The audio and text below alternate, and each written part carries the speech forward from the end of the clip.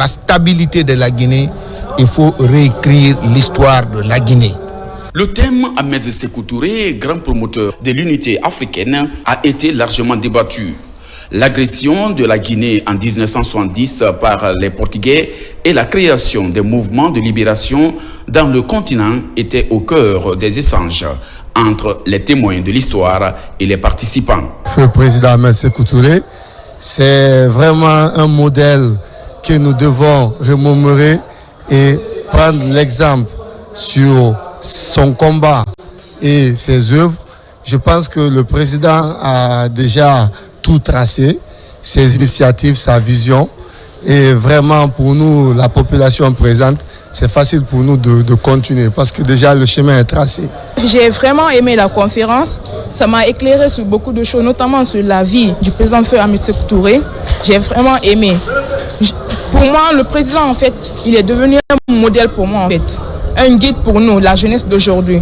Le patriotisme, la lutte contre la corruption, l'unité des peuples africains sont des mots d'ordre de cette rencontre, tout en rendant hommage au feu président Ahmed Sékou Touré, le père de l'indépendance.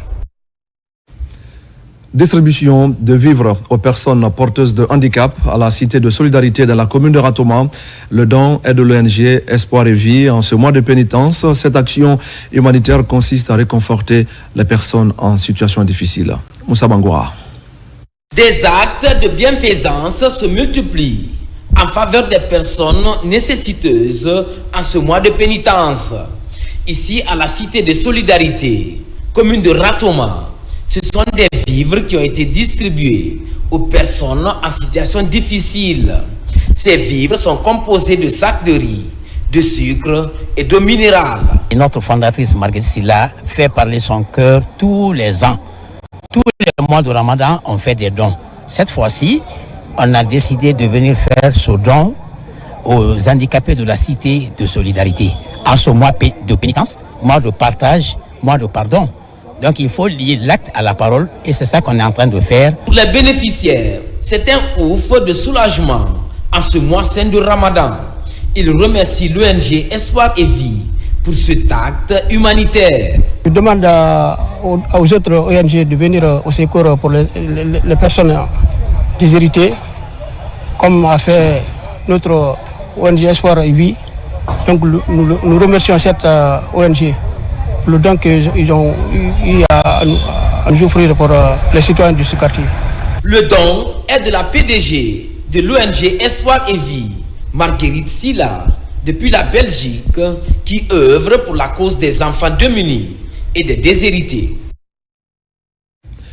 Cette conférence islamique maintenant à la mosquée de Matoto Centre, des débats autour du renforcement de la paix et de la cohésion sociale. Les fidèles ont pour l'occasion lu le Saint-Coran pour les autorités et pour la réussite de toutes les initiatives qui concourent au développement de notre pays. Mohamed de Camara.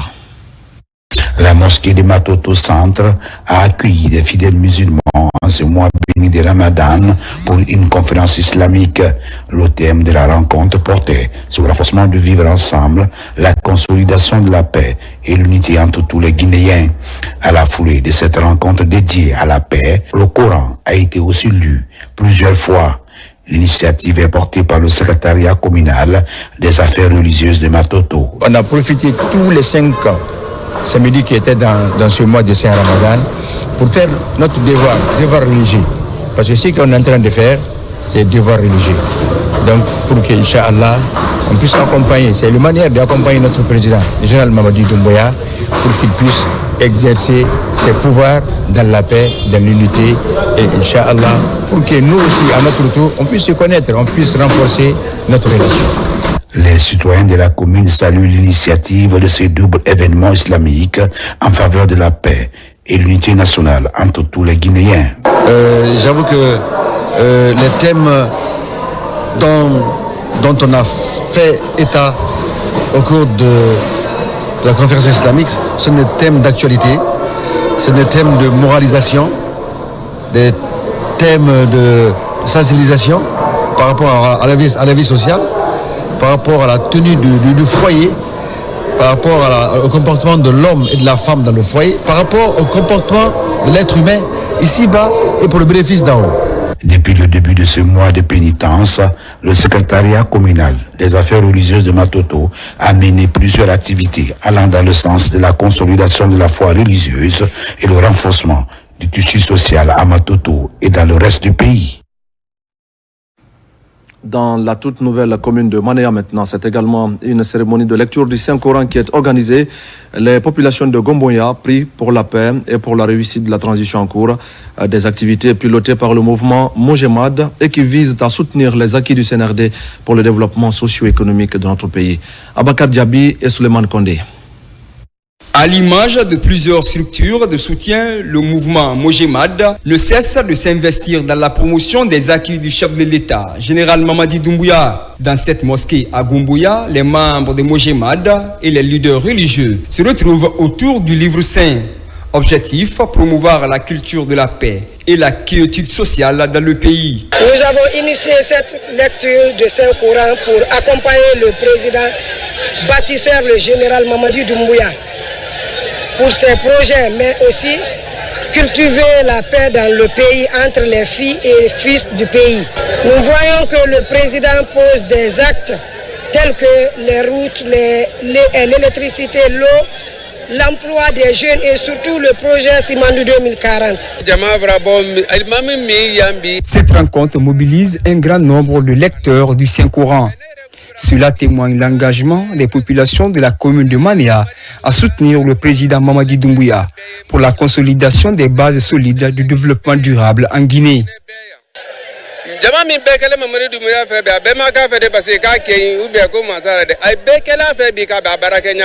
Les autorités à tous les niveaux accompagnent l'initiative. Cette lecture du Saint-Coran et des sacrifices sont organisées en vue de cultiver l'esprit de vivre ensemble pour la réussite de la transition en cours. Le premier message, c'est de remercier Dieu qui nous a donné le général d'armée Mamadi Doumbouya, qui a une fierté pour la Guinée. Deuxième message, c'est le choix de Manéaka, des citoyens de la commune de Manéa, de la population de la commune de Manéa, des 13 quartiers de Manéa, qui est tombé sur le général Mamadi Doumbouya. Puisque ici, nous sommes dans ça. À travers cette journée de lecture du Saint-Coran, le mouvement Mojemad entend unir les Guinéens autour des idéaux d'unité et de cohabitation pacifique en Guinée. À l'issue de la rencontre, les prières et bénédictions sont dites pour implorer la grâce divine en faveur du développement durable. On termine par le concours Coran Challenge à Conakry. Il a regroupé plusieurs lecteurs et interprètes du livre saint venus à travers tout le pays. Cette compétition islamique est à sa 9e édition. Elle a pour objectif de promouvoir davantage les valeurs de l'islam au sein de la couche juvénile. Yara Diallo et Kandesila. Coran Challenge est un programme qui vise à vulgariser les valeurs de l'enseignement coranique au sein de la couche juvénile. Comme chaque année à Conakry, il regroupe plusieurs talibés issus des foyers coraniques du pays. Ces différents lecteurs en lice sont évalués par des spécialistes en mémorisation et interprétation du Saint-Coran. Le concours met un accent très particulier sur la compréhension approfondie du Coran.